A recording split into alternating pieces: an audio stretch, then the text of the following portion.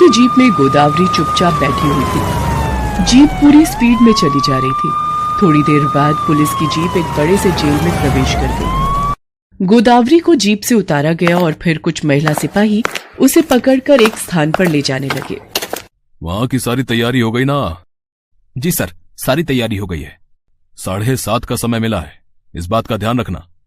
गोदावरी को फांसी के तख्ते पर ले जाया जाता है। वहां पर एक बड़ी बड़ी मूंछों वाला जल्लाद खड़ा था जो दिखने में काफी भयानक लग रहा था।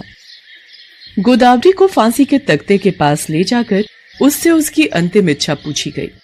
कोई अंतिम इच्छा है तो बता दो, नहीं तो फिर वो इच्छा अधूरी ही रह जाएगी, क्योंकि कुछ मिनटों के बाद तुम फांसी के तख्त पर झूल जाओगी।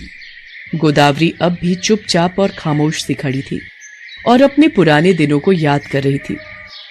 गोदावरी एक नंबर की कंजूस औरत थी। रुपए पैसे तो क्या, वो घर का भंगार तक किसी को नहीं देती थी।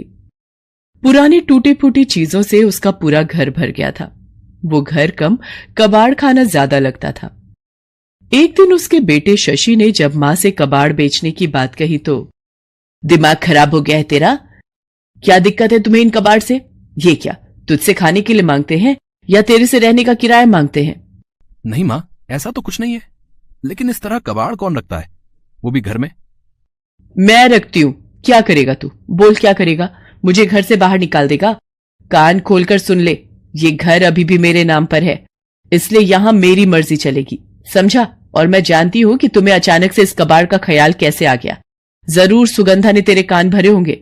6 महीने आए हुए नहीं हुए हैं उसे और घर के मामलों में टांग अड़ाने लगी है। रुको, मैं बताती हूं उसे।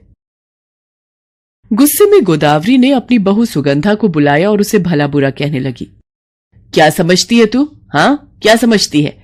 ये मेरा घर है, मेरा, जो चाहे मैं वो करूंगी। अगर तुझे खुजली मची है तो निकल जा मेरे घर से।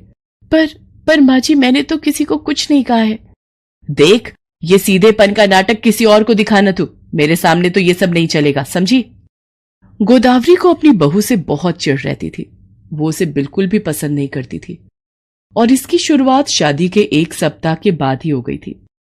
उस दिन दोपहर का समय था। गोदावरी टीवी देख रही थी। सुगंधा किचन में रोटी बना रही थी। तभी उसे गाय के रंभाने की आवाज आई। उसने खिड़की से झांक कर देखा तो उसे अपने दरवाजे पर गाय दिखाई दी। अरे, गौ माता आई है दरवाजे पर, लगता है इन्हें भूख लगी है। सुगंधा ने कुछ रोटियां ली और गौ माता